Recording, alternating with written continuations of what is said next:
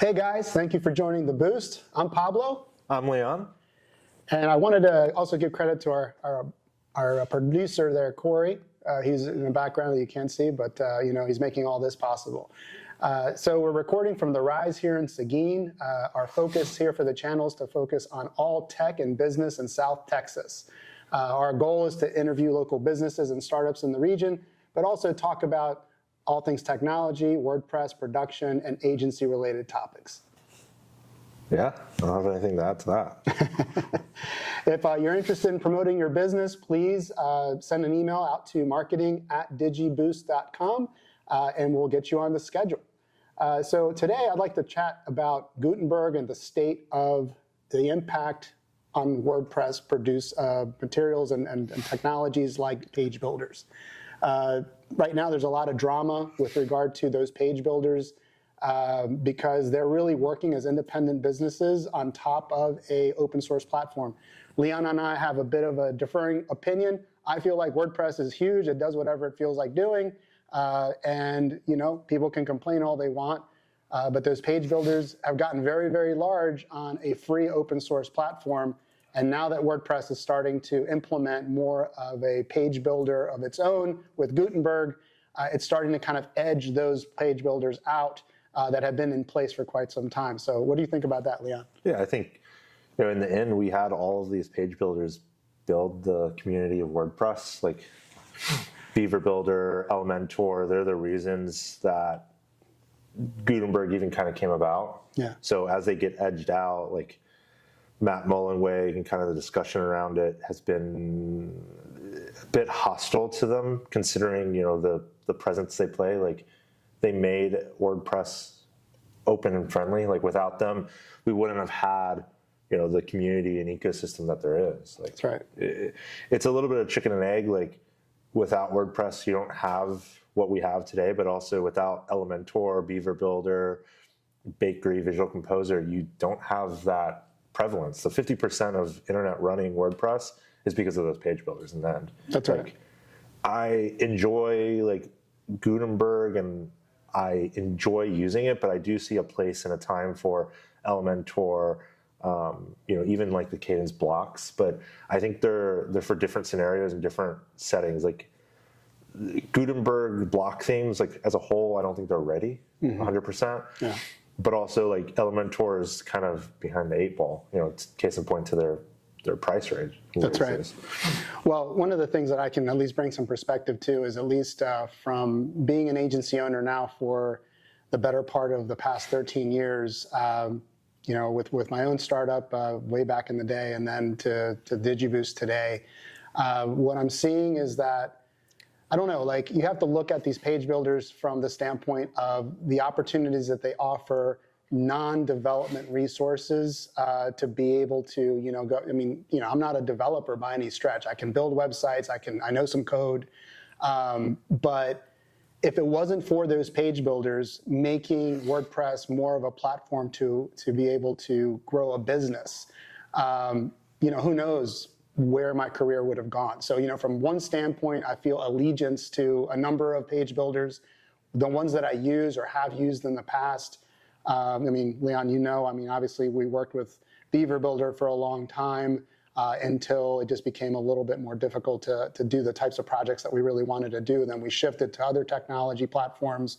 I know you and Kory love Elementor, and I've built a number of websites in Elementor. But I've tried them all. I've done Oxygen Builder. I've done Bricks Builder.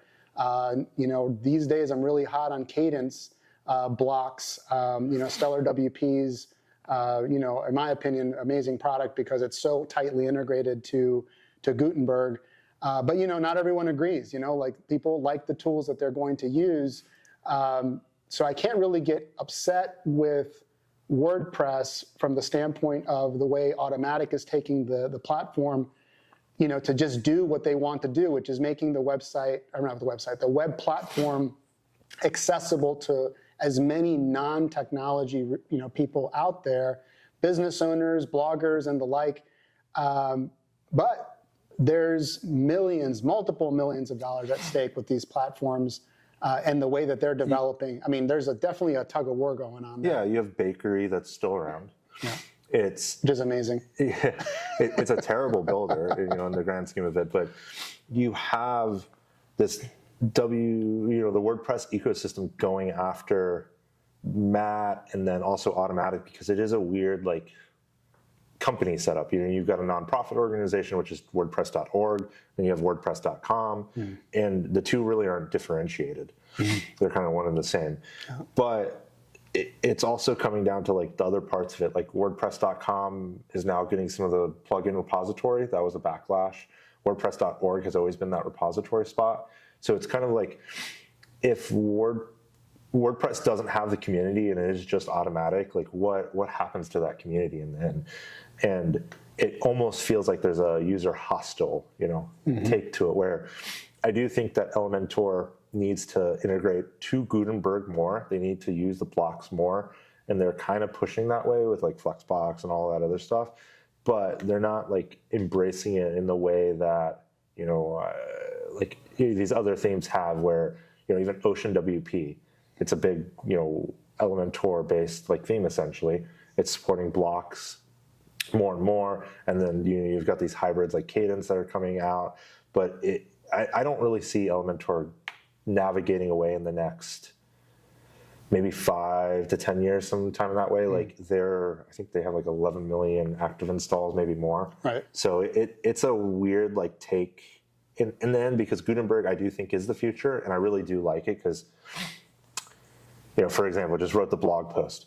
Before in that, you would have to go open an Elementor thing. I hate typing in Elementor because you have the little box on the side. You can do it in the center sometimes. Right. But in the end, you can just use like Elementor for a custom theme, and then you can go use the block editor to add rows and columns. It all supported inside of that. So I think there's like a middle ground, but it is weird also, like on the agency side, the block editor is what people know and use now. So a customer can go log in and say, hey, I want to edit this text, or I want to change this image around. And it's very intuitive, where Elementor, and I'm focused on that because I use it, is not quite intuitive in the end. It is a setting box on top of a setting. It's like it's a UI on top of a UI, and that's quite an odd thing to have. It's difficult. I mean, just from a standpoint, you mentioned from an agency standpoint, and from that perspective, the end of the day,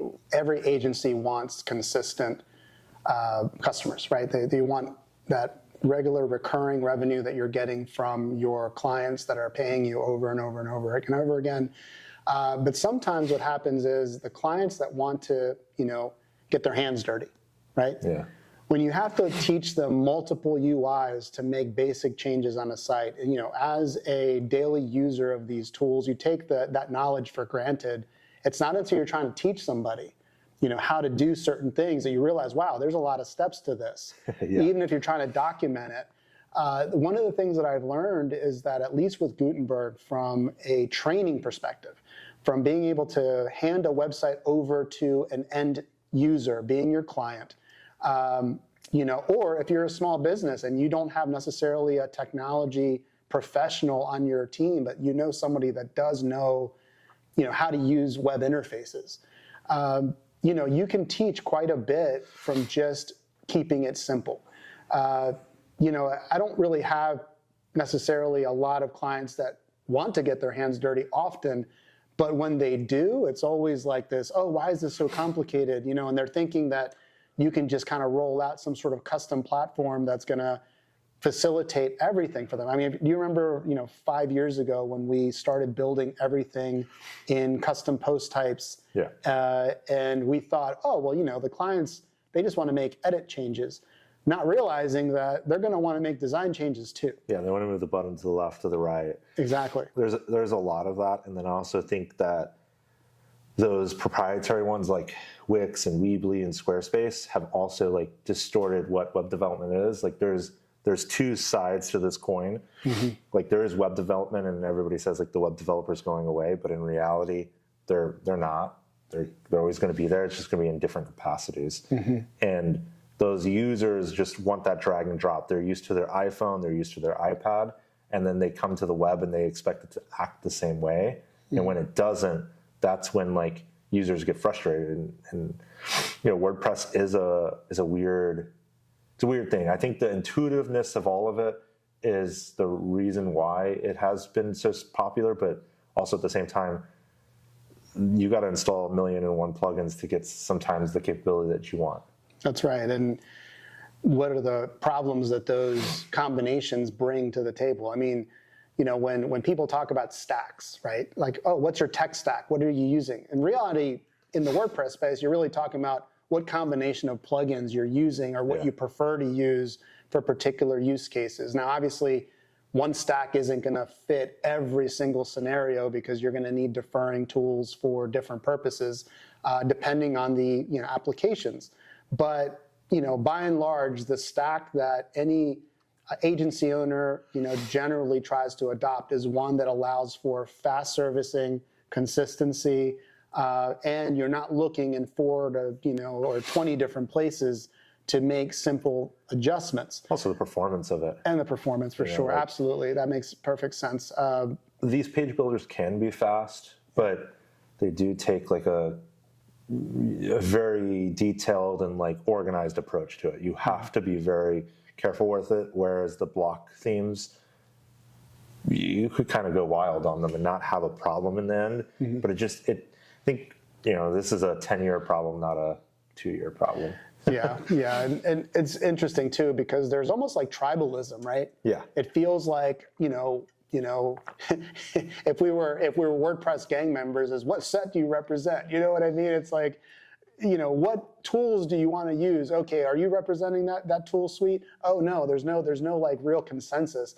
The thing is there's never going to be consensus. Everyone is, everyone's jockeying for their own kind of direction on things. I know what works well for us. I know what works well for our types of clients. But in general, I also see that a lot of people that we've talked to that aren't our clients and what they do and what they're adopting, they have different preferences as well. It's also what they're used to. But every agency is going to have kind of like a different ingredient set to their sauce, right? It's the Android versus iOS, right? And and then the website's just a tool for them. It's like, I get the WordPress communities fighting about it, and we each have our own opinions and they differ, but the website only plays a small part of it. Yeah, that's true. That is true, and it's funny because everyone kind of puts all of their eggs into the website basket. They think that, oh, if I make the website perfect, everyone's gonna, buy my product 1,000 times over. It doesn't work that way, right? Yeah. There's the marketing that has to go on top of it. There's the optimization of the website, not just page speed, but on-site, off-site. So there's a lot of components to this. And I don't think it helps either that there's also this sort of tug of war between, true, bona fide developers and everybody else, and I think the fact is that we have to also recognize that if you own an agency, it's a pretty high likelihood, or if you're involved heavily in agencies, it's a pretty high likelihood that you're not actually a full, stack developer. It's pretty fair. Full stack developers have their place, just like you said, and they're going to have their place in very specific instances where they can really shine. But I've also seen really, really interesting looking designed websites that are built on the latest, coding languages, and they're not converting. They look great, but are they doing the job that you might be able to get away with some off-the-shelf solutions? My answer is it all depends. I mean, there's a factor of cost. There's also a factor of time. And if it's going to take you 3 weeks to get something done, that should probably take you with a page builder or the like, I don't know, a day or two. What's the trade-off? I mean, I realize that we can't paint this with a broad brush, but the way I see our business and the growth that we've seen with our business has a lot to do with how quickly we can get things done.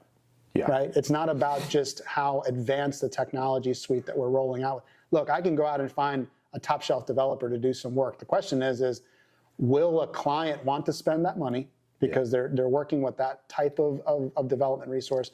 And are they willing to spend the time? Because sometimes these developers have a long list of projects that they have to get through. Yeah, and then they also are balancing life and everything else. So you can get a website in 6 months that is $15,000, and you can get that same thing accomplished on WordPress like fairly easily. That's right. And even on a Wix or a Squarespace, I've seen some really great Squarespace sites that I wouldn't expect to be Squarespace. They're very custom. Even a Webflow, like Webflow is more and more important on the web, but these proprietary platforms only take up like 1%, 2%, 3%. I think Squarespace is only like 3% of the web, where WordPress is the 50, 60%. And are they that high already? Mm-hmm. I thought they were like 40, but no, okay.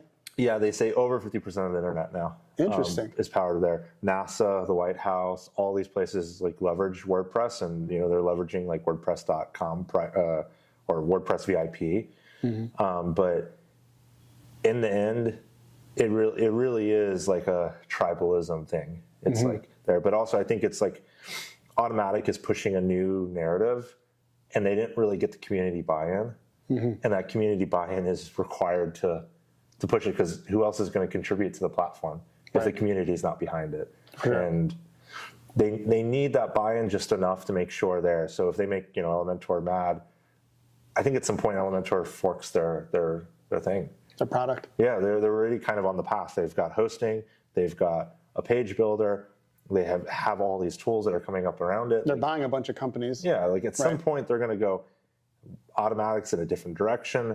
We could fork this into our own version of it and just call it Elementor CMS. Like there's some version of that happens at some point, and I think Automatic and Matt Mullenweg is probably okay with it in some ways, because they really are re-engineering everything and having to push towards it. Sure. I mean, I guess the question comes down to is how quickly this will blow over, because it feels like a week. Well, I don't know, though, because in reality, this conversation has been happening since Gutenberg was even announced as an effort.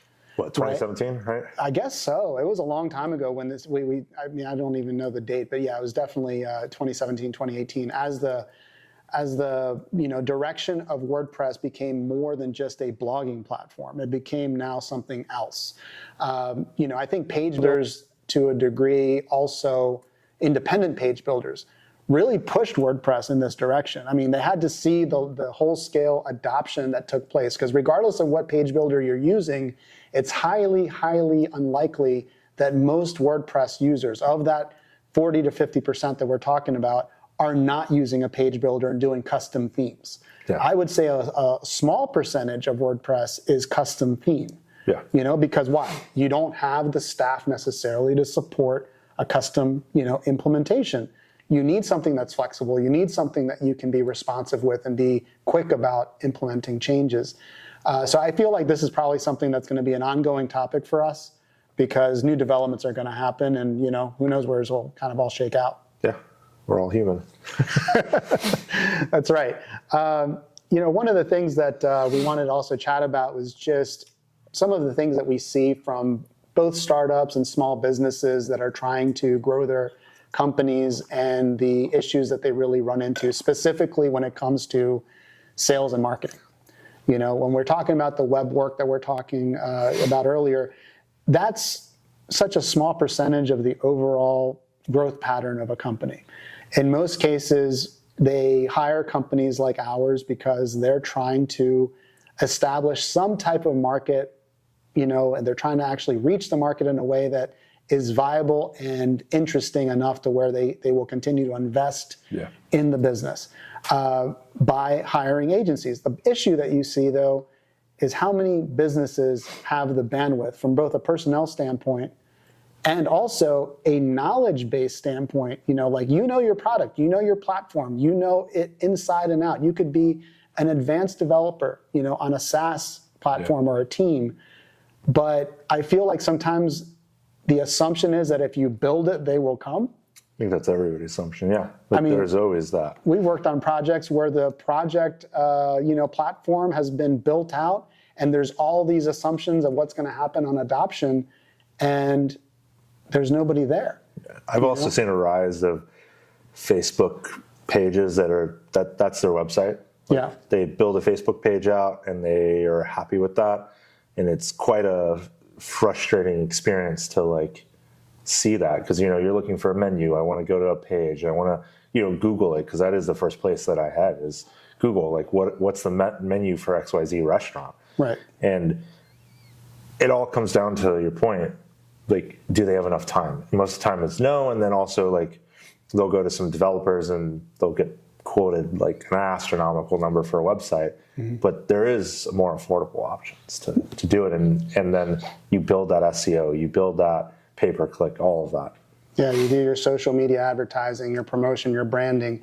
I mean, all of these things definitely contribute to the recognition of a business, which is actually one of the reasons why we developed the Boost is, we thought, we've got our client work, we've got our project work, we know what we sell, we know what we do well. And then there's all the people that we've talked to, that we've, discussed potentially working with. And it always boils down to there's no budget. There's no ability to do the promotion necessary to grow at this time. Fingers crossed in the future, let's see if we can work together. And then, we just kind of came up with the idea of like, why don't we, build a promotional vehicle for the businesses in South Texas? No, you don't have to work with us. If we sit down and interview you and we, share your story, or you share your own story, tell the public about, what makes your product or your business special. We're all ears. I mean, at the end of the day, we're trying to build community. We want to see South Texas grow. We're going to be going to Geekdom and doing some projects there. And, I'd love to go to co-working spaces all throughout, South Texas. Go to New Braunfels, go to San Marcos, anywhere, Austin. Let's just start meeting, businesses that, maybe are having that concern. And that's essentially what the Boost is for. So, we hope that you'll, join us in this journey. And if you're interested in chatting with us, go to our website, digiboost.com, or just send us an email at marketing@digiboost.com, or maybe just, comment. But anyway, I don't know if there's anything else you wanted to add, Leon. No, nothing to add. I think that's it. Hit us up. We'd love to talk to you. So our goal here is to do these projects every couple of weeks, and maybe as the opportunity presents itself, maybe we'll do it more often. But in the interim, hit the subscribe button, follow us, and see where this goes. Thank you for joining the Boost.